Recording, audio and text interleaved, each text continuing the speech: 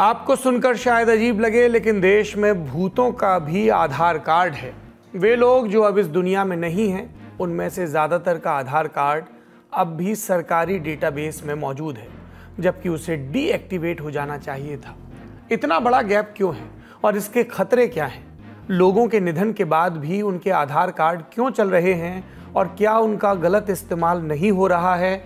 आज के शो में इस खबर पर विस्तार से बात करेंगे और ये भी बताएंगे कि आप अपने प्रियजन के जाने के बाद उनका आधार कार्ड कैसे डीएक्टिवेट निष्क्रिय करवा सकते हैं। इसके बाद उदयपुर के कन्हैया लाल मर्डर केस पर बनी फिल्म उदयपुर फाइल्स पर बात करेंगे, जिसकी रिलीज पर फिलहाल सुप्रीम कोर्ट ने रोक लगा दी है। ऐसा क्यों हुआ, कोर्ट में दलीलें क्या रहीं, ये ब्यौरे देंगे और एक बार फिर से आपको उदयपुर में हुए उस बर्बर हत्याकांड के बारे में भी बताएंगे कि वहाँ पर जांच क्या हुई और किन को अब तक जमानत मिल चुकी है। केंद्र सरकार ने आज कैबिनेट की बैठक के बाद कुछ फैसलों का ऐलान किया। ऐसे 3 बड़े फैसलों की चर्चा करेंगे। नमस्कार, सौरभ द्विवेदी नाम है हमारा और आप देखना शुरू कर चुके हैं Lallan top show. Brought to you by Mrs. Bector, Sensodyne K and Bajaj Freedom. Mrs. Bector's Cremica coconut cookies. आज चाय के साथ क्रेमिका कोकोनट हो जाए। इंडिया टुडे की आरटीआई से मालूम हुआ कि unique identification authority of India यानी यूआईडीएआई ने पिछले 14 साल में सिर्फ 1,15,00,000 आधार कार्ड ही डीएक्टिवेट किए हैं। ये आंकड़ा साल 2010 में आधार कार्ड प्रोग्राम शुरू होने से लेकर 31 दिसंबर 2024 तक का है और ये आंकड़ा देश की मृत्यु दर के मुकाबले बेहद कम है। सिविल रजिस्ट्रेशन सिस्टम का डेटा बताता है कि 2007 से लेकर 2019 तक भारत की औसत मृत्यु दर 83.5 लाख प्रति वर्ष रही है। कुल 14 वर्षों का हिसाब निकालें तो मौत का आंकड़ा लगभग 12 करोड़ तक होना चाहिए, लेकिन सिर्फ 10% मृतकों का आधार कार्ड डीएक्टिवेट किया गया है। तो बाकी के आधार कार्ड अब भी क्यों वजूद में हैं और इसके जोखिम क्या हैं, आगे इस पर बात करेंगे।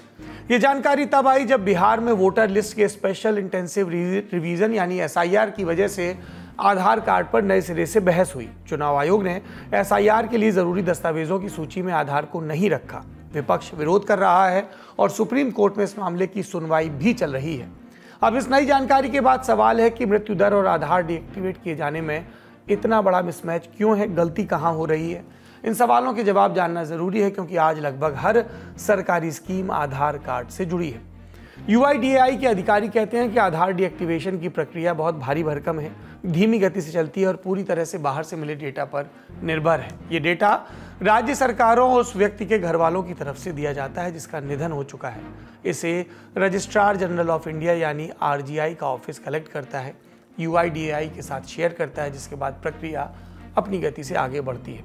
इंडिया टुडे से जुड़े अशोक उपाध्याय की रिपोर्ट बताती है कि इस मिसमैच को खत्म करने के लिए साल 2023 में गाइडलाइंस जारी की गई थी। नए दिशा निर्देशों के तहत किसी के निधन के बाद आधार कार्ड को इस तरह से डीएक्टिवेट किया जाना है। समझिए ये प्रोसेस। पहले आधार डेटाबेस के साथ डेथ रिकॉर्ड का मिलान किया जाएगा। उसके बाद आधार कार्ड में दर्ज नाम और डेथ रिकॉर्ड में दर्ज नाम का कम से कम 90% मिलान होना चाहिए। इसी तरह जेंडर का मिलान होना चाहिए।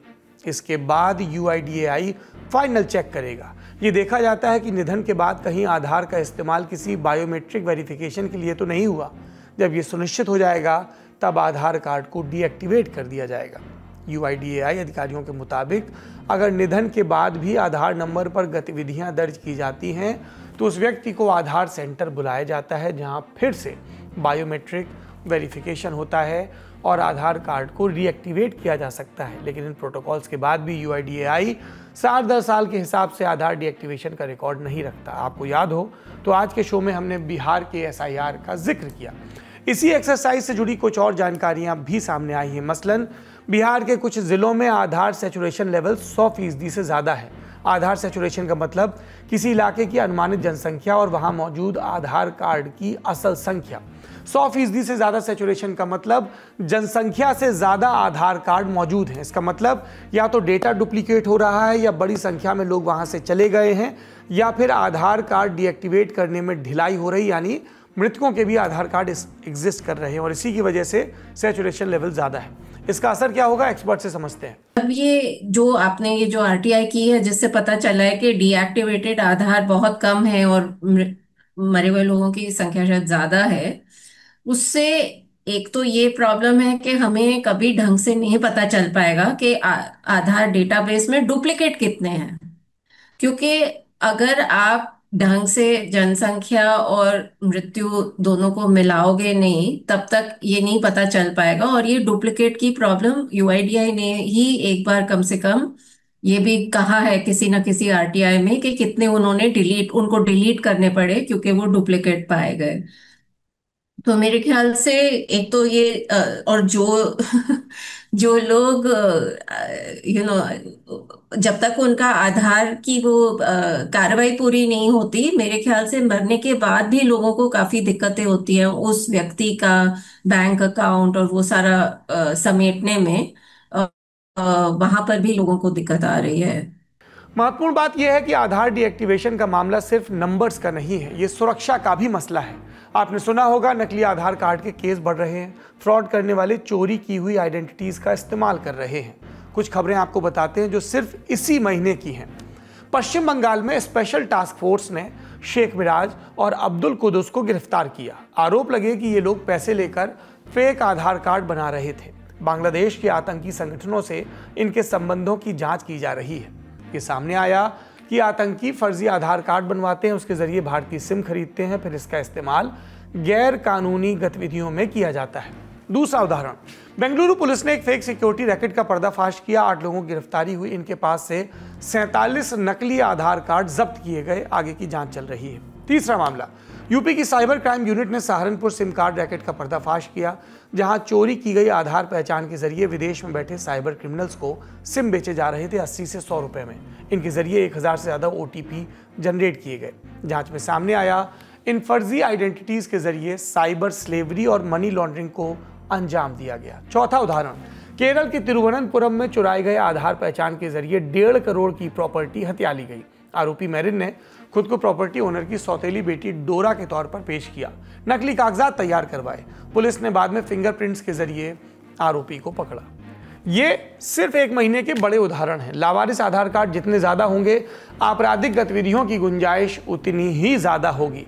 इसी से जुड़ा एक और प्रकरण है उत्तर प्रदेश के संभल जिले का। एक गिरोह ने मर चुके लोगों के आधार में जन्मतिथि बदलकर उन्हें जवान दिखाया और फिर सरकारी बीमा योजना का फायदा उठाया। 2 लाख रुपए तक के क्लेम निकाल लिए गए। इस केस में तो एक और बात पता चली कि मृतक आधार का इस्तेमाल करके बैंक खाते भी खुलवाए गए, फर्जी खरीदारी भी की गई और लोन तक ले लिए गए। ये समस्या की बात है। अब बात समाधान की। डेटा मिसमैच का समाधान तो नीति नियंताओं को ही निकालना है, लेकिन कुछ कदम आम लोग यानी हम और आप भी उठा सकते हैं। मसलन अगर आपके किसी परिजन का निधन हो गया है तो आप खुद आधार कार्ड डीएक्टिवेट करवा सकते हैं। इसकी प्रक्रिया क्या है? यूआईडीएआई की वेबसाइट पर जाकर आधार बायोमेट्रिक लॉग पर जाना होगा और लॉगिन करना होगा। लॉगिन के बाद कई सारे विकल्प मिलेंगे। वहां report death of family member वाले ऑप्शन पर क्लिक करना होगा। इस ऑप्शन पर क्लिक करने के बाद मृतक की डिटेल्स भरनी होंगी। डेथ सर्टिफिकेट अपलोड भी करना होगा।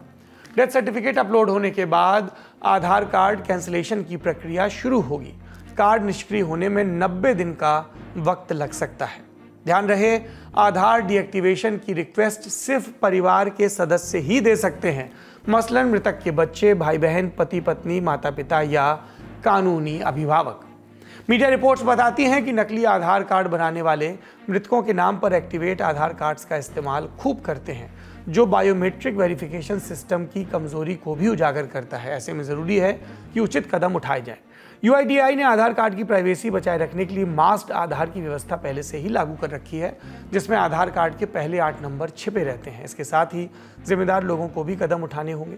डीएक्टिवेशन के प्रोसेस को तेज करना होगा, बायोमेट्रिक ऑडिट को भी स्ट्रिक्ट बनाना होगा और जन जागरूकता अभियान तो जरूरी है ही। लोगों को बताया जाए कि वो आधार को कैसे सुरक्षित करें और ये भी कि कैसे उनके आधार का मिसयूज हो सकता है। SLS और पैराबेन गॉन, तो उसका करंट ऑन। What then? इसके पोटेशियम आयंस करें टूट का करंट गॉन, लाइव का करंट ऑन। अब अगली खबर का रुख करते हैं और ये भी जरूरी है। आपको याद होगा जून 2022 उदयपुर में कन्हैया लाल नाम के एक टेलर की बर्बरता से हत्या कर दी गई। आरोपी मोहम्मद रियाज अत्तारी और गौस मोहम्मद ग्राहक बनकर उनकी दुकान पर पहुंचे और हत्या का वीडियो भी बनाया। इसी घटना पर बनी है फिल्म उदयपुर फाइल्स, जो रिलीज से पहले विवादों में घिर गई है।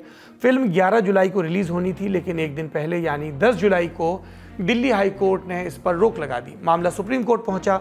2 याचिकाएं लगाई गई। पहली फिल्म बनाने वाली कंपनी ने और दूसरी कन्हैया लाल हत्याकांड के 11 में से एक आरोपी मोहम्मद जावेद ने। जावेद की ओर से दलील दी गई कि फिल्म की रिलीज से ट्रायल प्रभावित हो सकता है, ऐसे में मुकदमे के निपटारे तक फिल्म की रिलीज पर रोक लगाई जाए। सुप्रीम कोर्ट में जस्टिस सूर्यकांत और जयमाला बागची की बेंच ने 16 जुलाई यानी आज मामले की सुनवाई की और फिल्म पर लगी रोक को हटाने से इनकार किया। बार एंड बेंच की रिपोर्ट के मुताबिक कोर्ट ने कहा, हम इस मामले को लंबित रखेंगे, केंद्र सरकार की राय का इंतजार करेंगे। केंद्र ने कमेटी बनाई है और मामले की जांच हो रही है। अगर सरकार कहती है कि फिल्म में कुछ गलत नहीं है तो हम उसे देखेंगे। अगर कुछ कट्स किए जाते हैं तो हम उसका भी अध्ययन करेंगे। हम 1-2 दिन इंतजार कर सकते हैं। कोर्ट ने आदेश दिया कि फिल्म पर आपत्तियों को तय करने वाली कमेटी को तुरंत फैसला लेना चाहिए। अगली सुनवाई 21 जुलाई को है।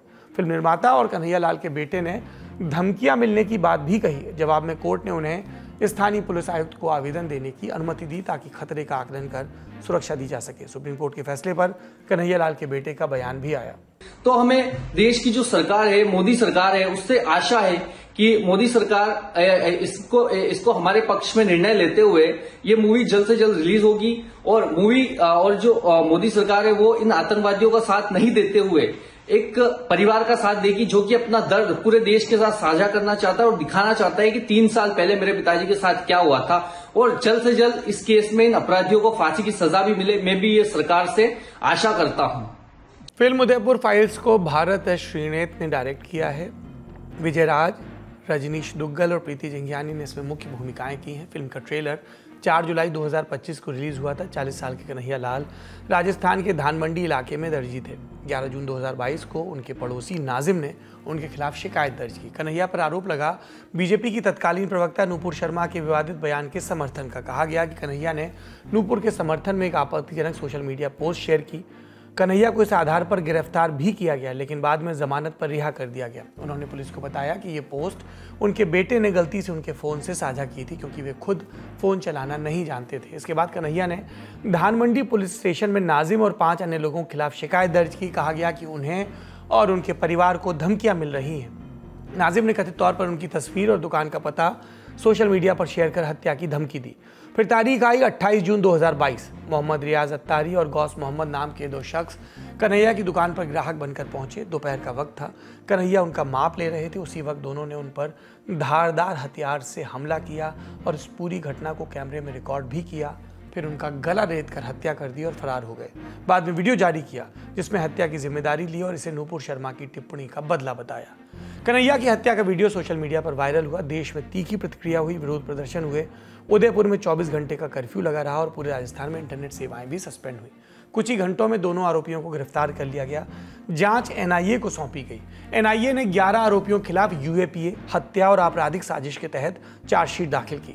फरवरी 2023 में एनआईए की विशेष अदालत ने मामले की सुनवाई शुरू की। सितंबर 2023 में एक आरोपी फरहाद मोहम्मद को जमानत मिली। सितंबर 2024 में मोहम्मद जावेद को राजस्थान हाईकोर्ट ने जमानत दी, क्योंकि एनआईए इन दोनों के खिलाफ पर्याप्त सबूत पेश नहीं कर सकी। जावेद पर मुख्य आरोपियों के लिए रेकी करने का आरोप था। ये तो हुई इस घटना की जानकारी, पर यह पहला मामला नहीं है कि संवेदनशील मामले पर फिल्म बनी हो, और पहला मामला नहीं कि फिल्म की रिलीज पर रोक लगी हो। इस फिल्म की नियति क्या होगी, ये सुप्रीम कोर्ट और केंद्र सरकार के रुख पर तय होगा। अब सुर्खियों का रुख करते हैं। दुनिया की पहली सीएनजी मोटरसाइकिल बजाज फ्रीडम, आजादी आगे बढ़ने की।